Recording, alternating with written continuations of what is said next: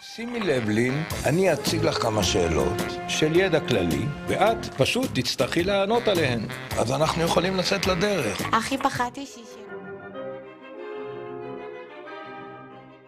קרין רבת החן, לפנייך ההמנון של מדינת ישראל.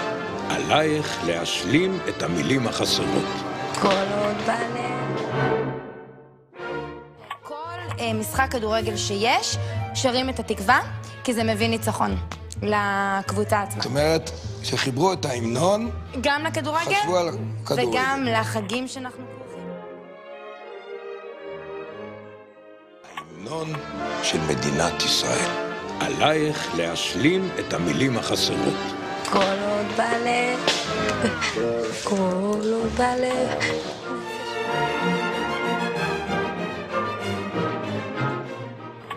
כל עוד בלב היינו. תהילה, כל עוד בלב תהילה. לא, היינו. כל עוד בלב תהילה. בנות.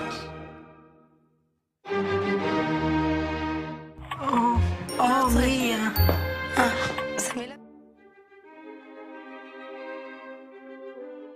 זה מילה בסינית. מיה. אז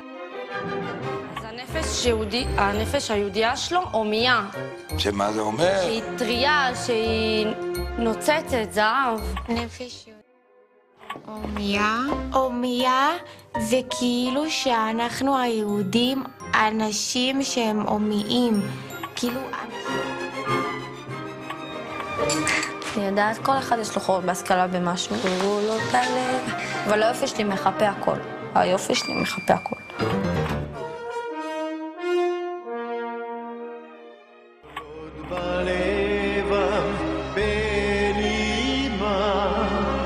נפש יהודי הומיה.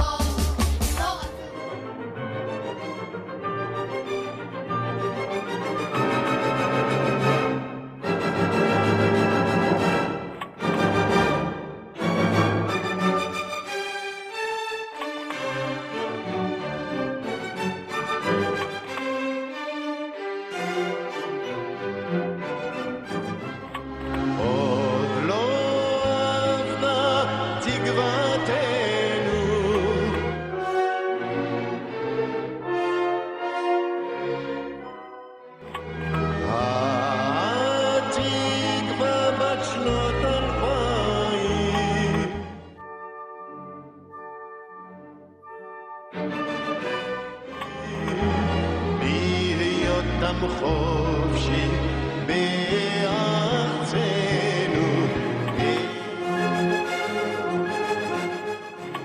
ארץ ציון ירושלים.